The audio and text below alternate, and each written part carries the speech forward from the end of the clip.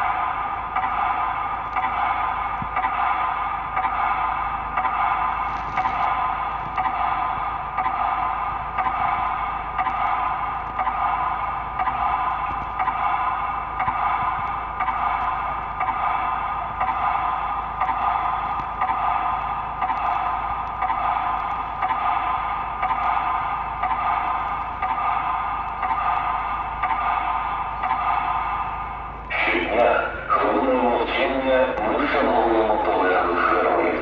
І щодня, пам'ятаючи про них, робимо все, що можливо, все, що залежить від кожного для нашої перемоги.